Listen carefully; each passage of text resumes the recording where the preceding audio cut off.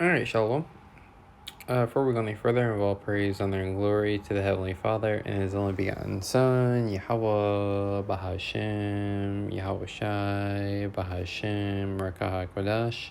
Double honors to the apostles and the bishops, great millstone teaching us from sin truth according to the Bible and rule well, and peace and blessings so afflict the nation of Israel. Take their spirit and power of Yahweh Shema Shai, willing into the Lord's willing edifying lesson.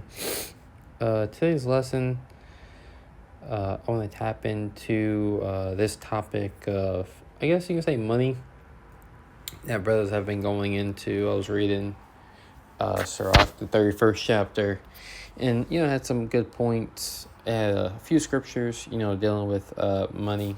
Have a couple scriptures here that I want to bring out, and the Lord's willing, lessons edifying. Let me start this one scripture right here. I'm drawing a blank.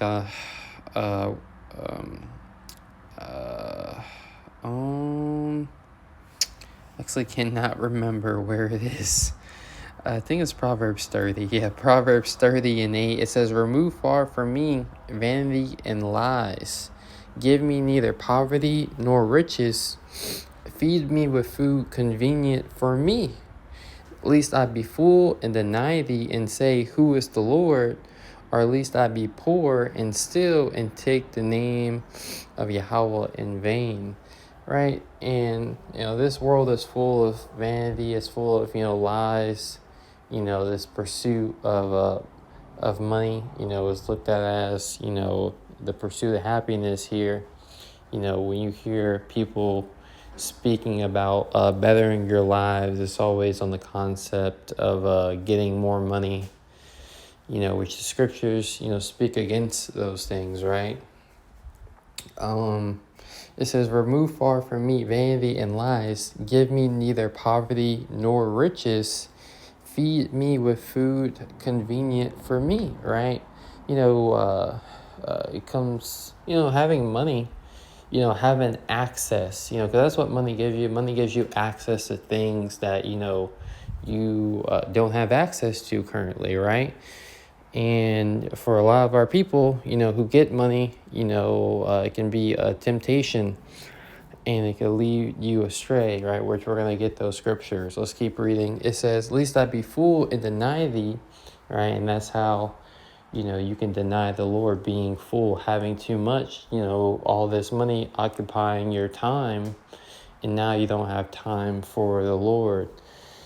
It says, "Or at least I be poor and steal and take the name of Yahweh Shema Shai in vain." So the Most High isn't going to have us, living a beggar's life as well. The Lord is going to take care of us. He's going to give us every needful thing in due season. And, it ultimately comes down to you. You have to have faith to believe that. Ecclesiastes 5 and 10, "Those who love money will never have enough. How meaningless to think that wealth brings true happiness." That's the spirit of this world. People, are killing themselves for the bag because they really think it's going to make them happy. You ask the average person, "Oh, why do you work this job?" They're going to tell you because of the money that this job gives them, right? Which is a full contradiction. Of course, you got to work, we're in slavery, but their mindset behind of why they're working this job, well, you're working a dead-end job that is just going to pay your bills. It's not going to actually get you the things that you actually need, right? And it's not set up in the society for us to get what we need. Doesn't matter what type of promotion you get or business you start, right? It's never going to be enough, right? That's why Sip said, "Those who love money," right? Money is just a tool. You should look at money as a tool. It's okay, you have your toolbox, you pull the tools, you get the job done, and then you put the tools back in the box, right? The Lord, you continue to work, you spend what you need to spend, and then the toolbox is filled back up. You use it for what it's need. I always recommend brothers investing in their health, investing in,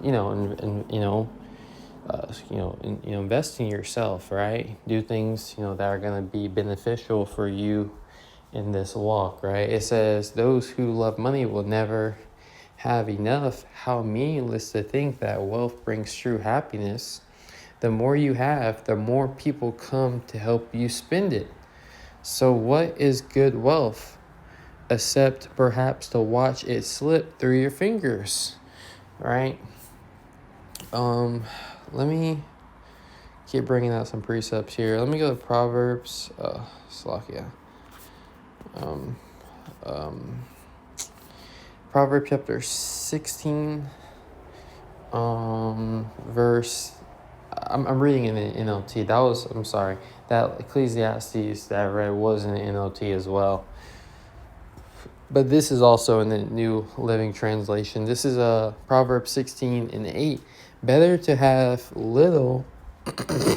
It says better to have little with godliness than to be rich and dishonest, right? And so it's better to have just enough and to be righteous, serving Yahweh by Shema Shai. When you love money, when you love it, right?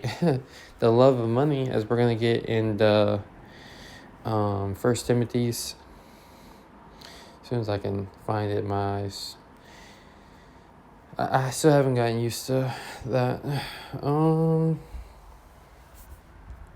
This is 1 Timothy chapter 6, verse, and we'll start verse 10.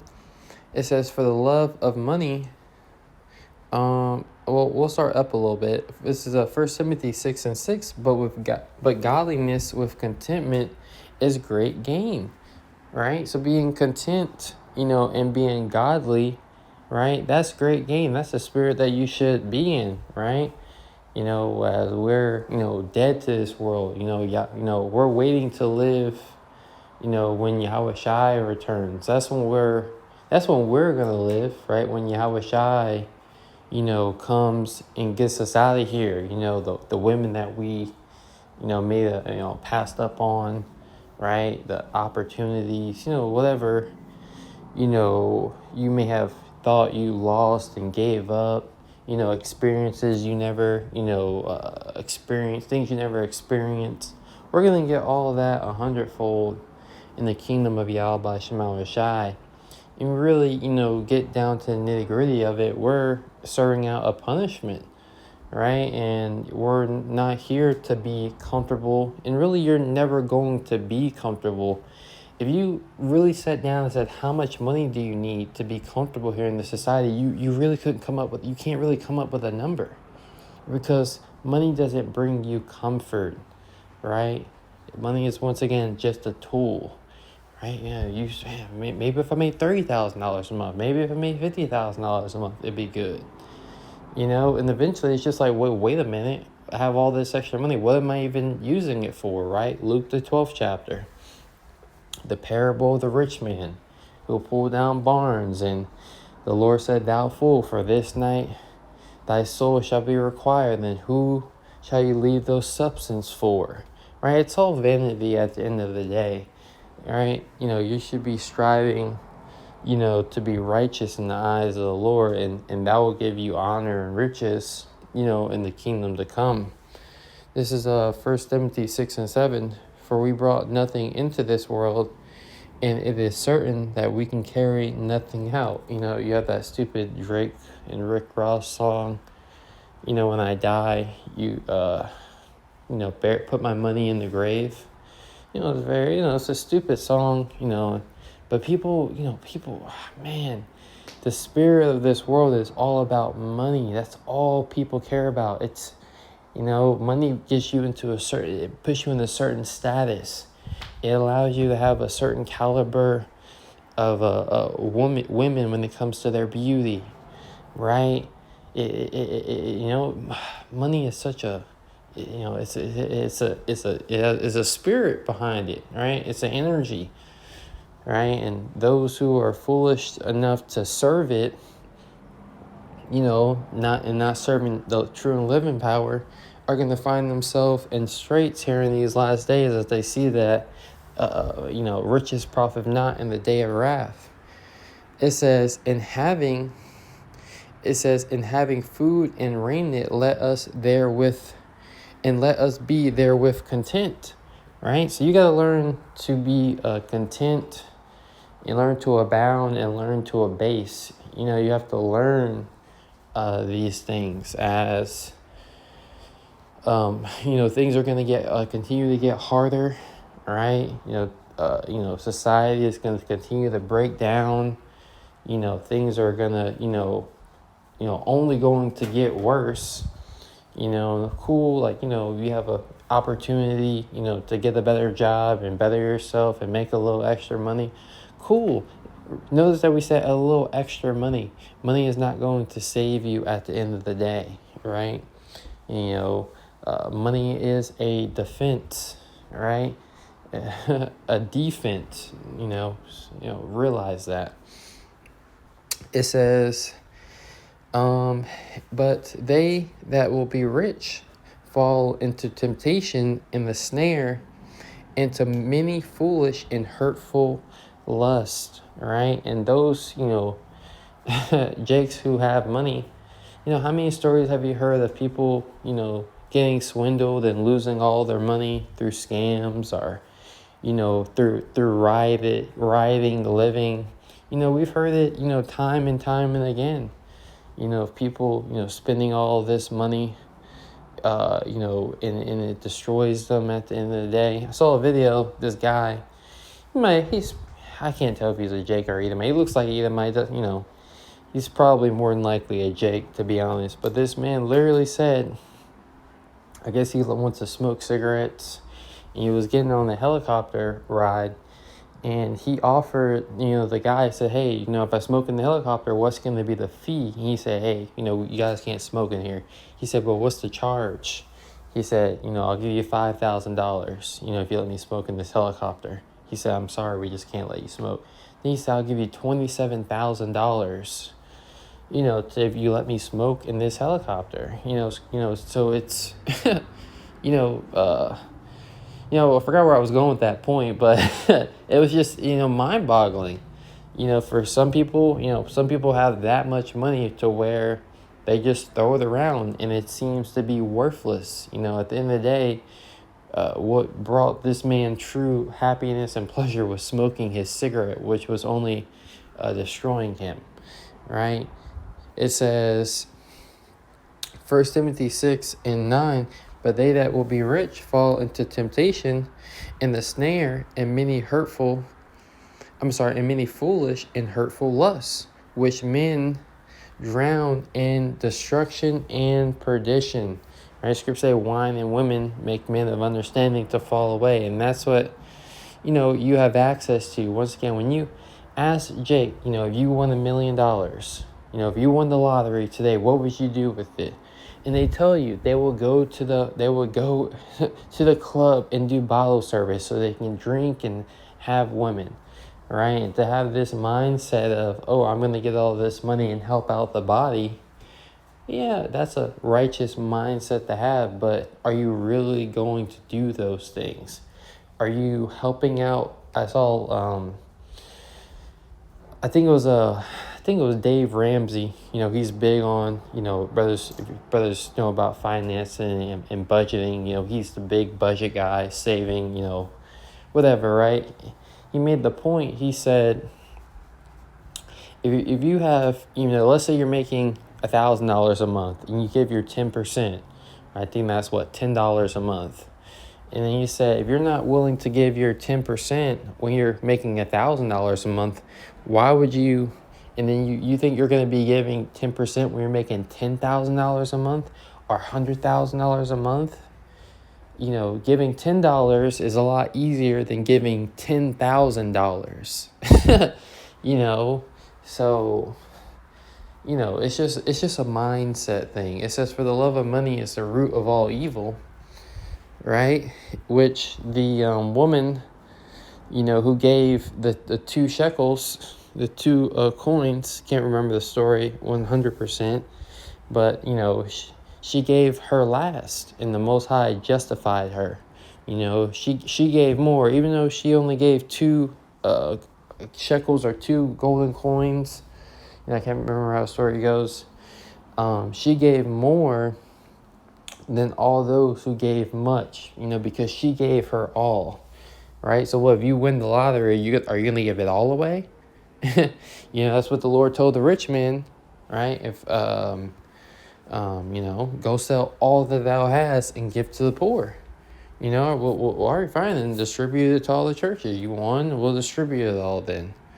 It doesn't, when you hear Jake talk, it doesn't make any sense, right? They're just talking at the end of the day. This is Sirach 31:5. He that loveth gold shall not be justified, right? Dan, did I finish that in Timothy's? I'm sorry. Yeah, but I didn't make the point of the love of money being the root of all evil. The love of money, and that's what people love. They love it. They don't love their God. They love money, right? Let's grab a quick precept, and then we'll get Sirach, and then we'll just close out the lesson. I saw a lot of brothers doing lessons on this today. This is Matthew 6:24. I'm pretty sure brothers heard this scripture come out a couple times today.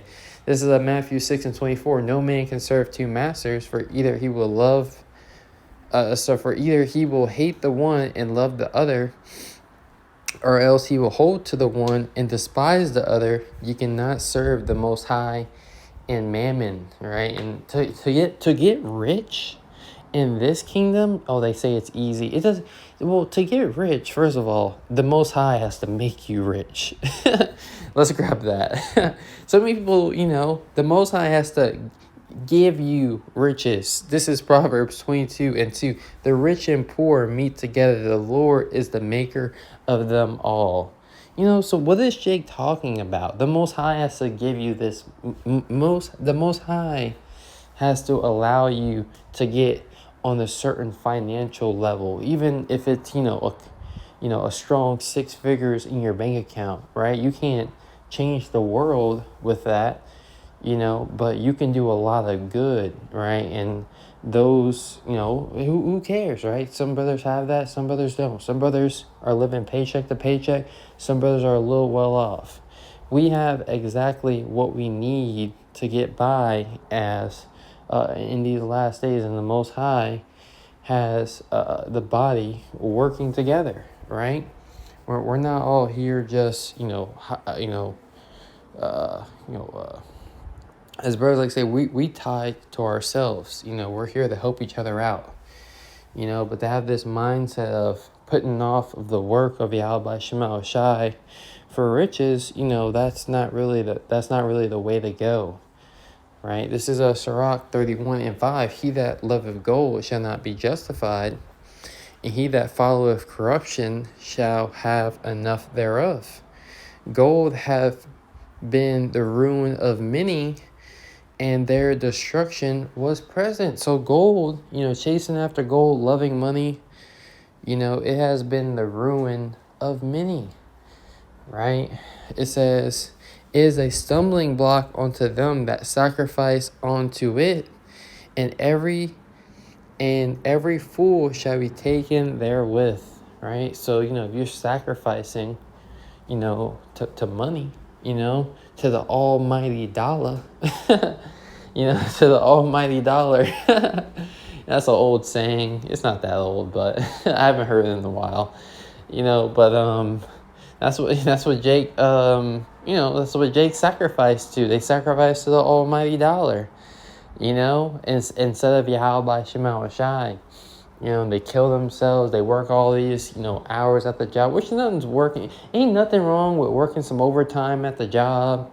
It's just, a lot of people sell out, for riches. And, we believe a lot of, men have sold out, when it comes to this truth, for a bag.